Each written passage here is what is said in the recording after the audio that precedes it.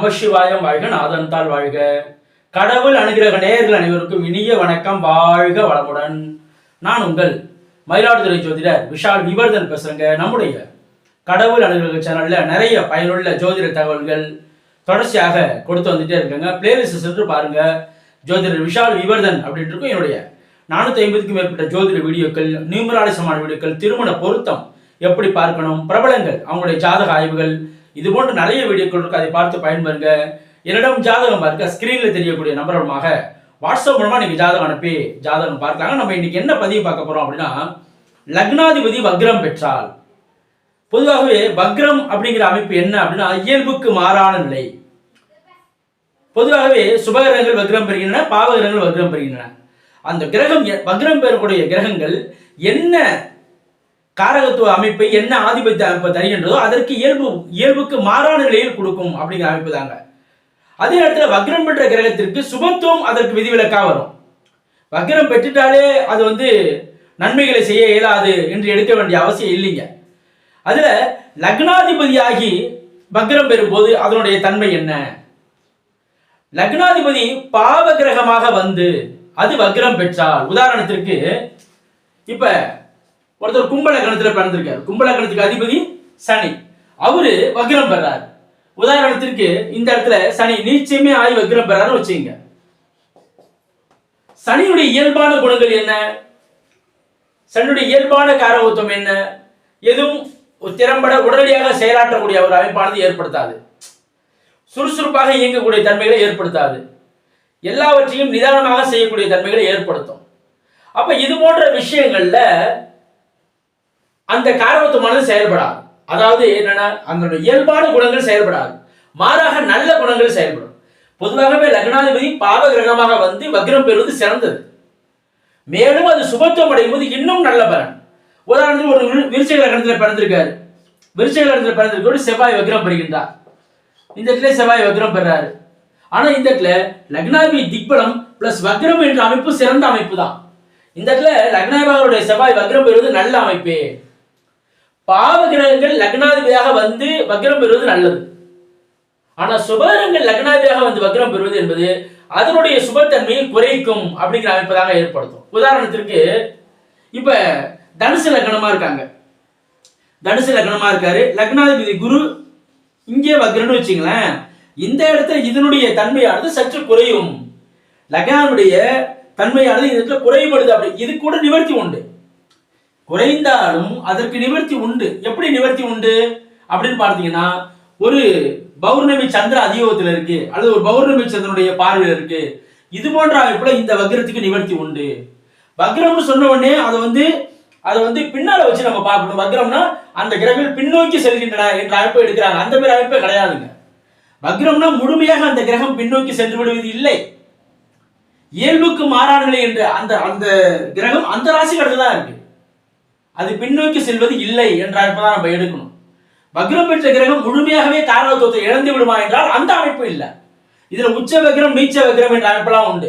குரு வக்ரம் பெற்றார், உச்சமாய் வக்ரம் பெற்றார், அப்ப நீச்சம் ஆயிட்டார் என்ற அமைப்பை எடுக்க வேண்டிய அவசியம் இல்லை. அதனுடைய காரகத்தில் சற்று குறைபாடுகள் ஏற்படுத்த வேண்டிய இடத்துல முழுமையாக அந்த கிரகமே வலிவிழந்து போச்சு என்ற அமைப்பை எடுக்க வேண்டியது இல்லைங்க. அதே போல நீச்சமான கிரகம் வக்ரம் பெறுது அப்படின்னா இந்த இடத்துல இந்த கிரகம் முழுமையாக நீச்சத்தன்மையை அடையல அப்படிங்கிற அமைப்பு. அதற்காக ஆட்சி பெற்ற நிலைக்கு தான் சமம் என்று எடுக்க வேண்டிய அவசியம் இல்லை. ஆனா ஓரளவுக்கு இந்த கிரகம் வலுவிழக்காமல் இருக்குது அப்படிங்கிற பாயிண்ட்டுக்கு நீங்க வரலாம். குரு நீச்சமாய் வக்ரமானால் அப்ப முழுமையாவே ஆட்சி ஆயிடுச்சு என்ற அமைப்புல இல்ல, நீச்ச நிலையிலிருந்து தாண்டி விட்டது. நீச்சமாக முழுமையாக இந்த கிரகத்தை எடுக்க வேண்டிய அவசியம் இல்லை என்ற அமைப்பு தான். அப்ப வக்ர கிரகத்தை பொறுத்த வரைக்கும் நீங்க எப்படி எடுக்கணும் அப்படின்னா, இயல்புக்கு மாறான நிலை. அதுல மிக முக்கியமா பாவகிரகங்கள் வக்ரம் அடைவது சிறந்தது. சுபர்கள் வக்ரம் அடைவது என்பது அதனுடைய காரகத்துவ விஷயத்துல குறைபாடுகளை ஏற்படுத்துவார். ஆனா ஆதிபத்திய வலிமையாக செயல்படும். இதுல பாவகிரகங்கள் வக்ரம் அடையும் போது ஆதிபத்திய விஷயத்துல குறைபாடு ஏற்படும், காரகத்துவம் வலிமையாக செயல்படும். இதுல சனி சனியுடைய காரகத்துவத்தை பொறுத்த வரைக்கும் அவருடைய அந்த கெட்ட காரகத்துவங்கள் இங்கே வடிகட்டப்படும். சனியுடைய இயல்பான அந்த கெட்ட காரகத்துவங்கள் இருக்குல்ல, அது வக்ரம் பெறும்போது நல்லது. வக்ரம் பெறுவது இந்த இடத்துல நீச்ச வக்ரம் என்பது ஆட்சி பெற்ற நிலைக்கு சமம், ஆனா ஆட்சி கிடையாது. அப்ப பொதுவாகவே பாவகரங்கள் வக்ரம் பெறுவது சிறந்தது. சுபகரங்கள் வக்ரம் பெறுவது என்பது பெரிதாக பெரிய பாதிப்பு என்று எதையும் ஏற்படுத்துவது இல்லை. எல்லாவற்றையும் சுபத்துவம் விதிவிலக்கு. அந்த இடத்துல வக்ரம் பெற்று இருந்தாலும் அது சுபத்துவமாக இருக்கின்றதா?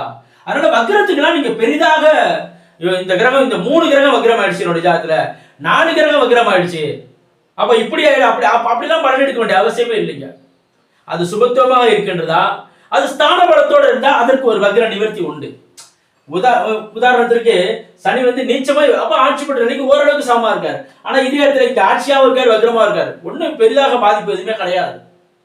உச்சமாய் வக்ரமா வர்றாரு, பெரிய பாதிப்பு எதுவும் கிடையாது. உச்சமாய் வக்ரமானாலே அதனுடைய செயல்பாட்டை அவர் இழந்துருவாரு அப்படிங்கிற எடுக்க வேண்டிய அவசியமே இல்லை. அப்ப உதாரணத்திற்கு நம்ம முன்னாள் அரசியல் தலைவர் ஒரு ஜாதத்தை பார்த்தா திரு கலைஞர் அவர்களுடைய ஜாதத்தை நீங்க பாத்தீங்கன்னா கடக லக்னமா இருப்பாங்க. அதுல பாத்தீங்கன்னா இந்த இடத்துல சனி உச்சமாய் வக்ரம் தான் ஆயிருக்காரு. அதனால சனி இங்க நீச்சமாயிட்டாரு எடுக்க முடியுமா?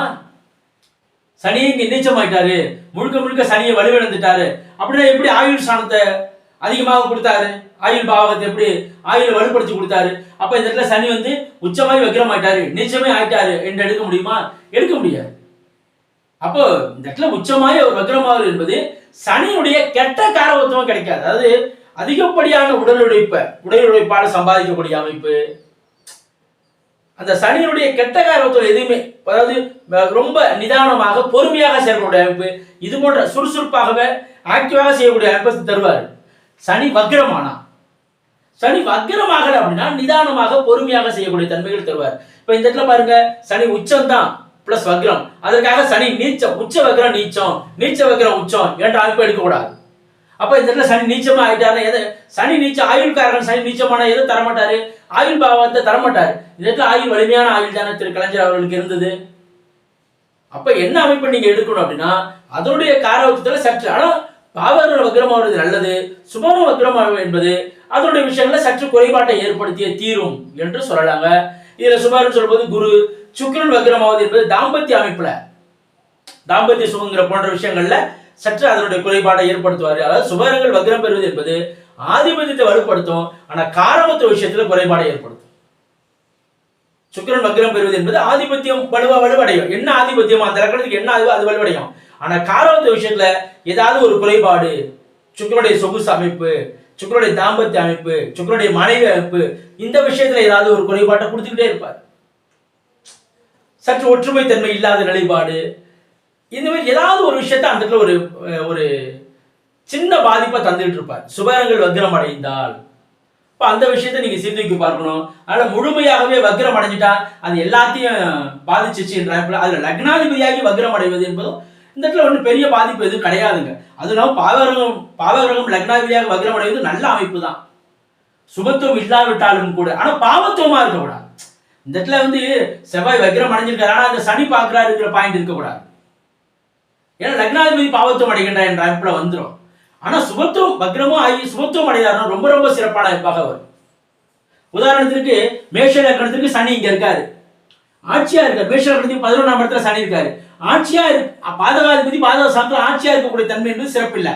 ஆனா அந்த இடத்துல ஒரு வக்ரம் ஆயிட்டாருன்னு வச்சுங்க, மேஷ லக்னத்துக்கு 11ஆம் இடத்துல சனி வக்ரம் ஆயிட்டாருன்னு வச்சுக்கோங்க, அந்த பாதக தன்மை தரமாட்டார். மேலும் சுபத்துவம் அடைஞ்சிட்டாருன்னு வச்சுங்க, பெரிய நல்ல பலனை தருவார். அதாவது பாதகாதிபதி வக்ரம் பெற்று சுபத்துவம் அடைவது, பாதகாதிபதி வக்ரம் பெறாமல் இருந்து சுபத்துவம் அடைந்து இருந்தால் இந்த இடத்துல சனியுடைய திசை என்பது நல்ல திசையாக இருக்காது. வக்ரம் பெறும்போது பாதகாதிபதி வக்ரம் பெற்றால் இயல்புக்கு மாறான நிலை, பாதகத்தை தரமாட்டார். அப்ப இந்த சுபகிரகம் பாவகிரகம் இல்ல, சுபகிரகமும் கூட. மிதுன லக்னத்துக்கு நேர் 7ஆம் இடத்துல அம்மையார் ஜெயலலிதா அம்மையாருக்கு நீங்க பாத்தீங்கன்னா மிதுன லக்னத்துக்கு நேர் 7ஆம் இடத்துல குரு இங்க இருப்பாரு. ஆனா குரு வக்ரம் பெறாமல் பாதக ஸ்தானத்தில் ஆட்சியா இருப்பார். அதனால குரு தசை என்பது பாதிப்பை தந்தது, ஆயுள் பாதிப்பை தந்தது. எதனால? இதே மிதுன லக்னத்துக்கு நேர் 7ஆம் இடத்துல குரு வக்ரம் பெற்று இருந்தாருன்னு வச்சுங்களேன், அந்த பாதிப்பு கிடையாது.